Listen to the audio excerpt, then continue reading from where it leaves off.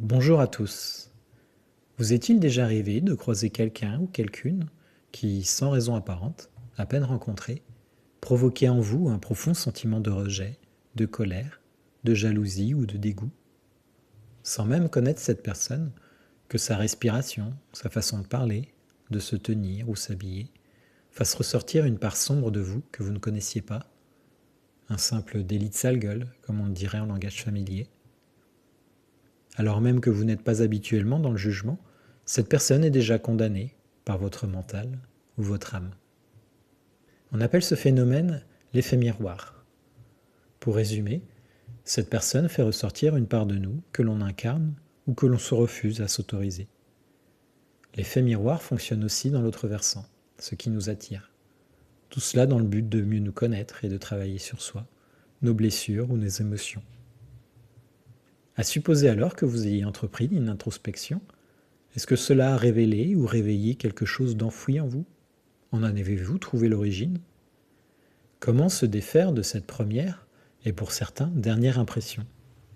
Comment surmonter ce flot d'émotions et passer outre cette barrière? Comment rester objectif pour donner à la personne sa chance, ou à nous-mêmes la possibilité d'avoir une meilleure compréhension sur ce qui rejaillit? Cela m'est déjà arrivé.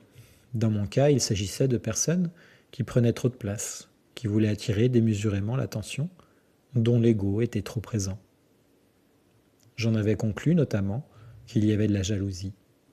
Plutôt de nature introvertie, pouvoir avoir cette facilité à s'exprimer et se montrer devant tout le monde présentait un talent dont j'étais complètement dépourvu. Et c'était d'autant plus fort si le succès était au rendez-vous auprès de son public.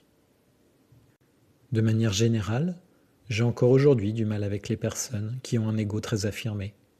Car également, cela me crie que cette personne est fausse et porte un masque, qu'une blessure l'enferme dans un comportement que je trouve hypocrite, la sincérité étant une qualité que je revendique pour moi, comme mon entourage, à l'instar de ce monde rempli de faux semblants et d'apparats. Souvent au cours de notre existence, faire la politique de l'autruche ne sert généralement qu'à indiquer que nous ne sommes pas prêts encore à nous confronter à notre leçon, et que cela donnera à la vie l'opportunité de jouer au boomerang avec nous, avec peut-être plus d'originalité ou de force. Aujourd'hui, je fais donc particulièrement attention à tout ce qui a tendance à me déclencher, même si je ne comprends pas tout de suite mes mécanismes de défense. Les remarquer est la première étape pour pouvoir les travailler. Je décide alors, moi, de m'isoler et d'être au calme pour repenser à ce qui a activé cela. Je me pose sur une chaise dans le noir, je me parle dans ma tête ou à voix haute, et j'observe avec attention les signaux de mon corps ou de mes guides quand je les sollicite. Si vous avez une idée de rituel ou une anecdote à partager, n'hésitez pas à vous exprimer librement, mais toujours dans le respect, sous cette vidéo ou via le lien Discord en description. Un salon au thème du jour y sera dédié.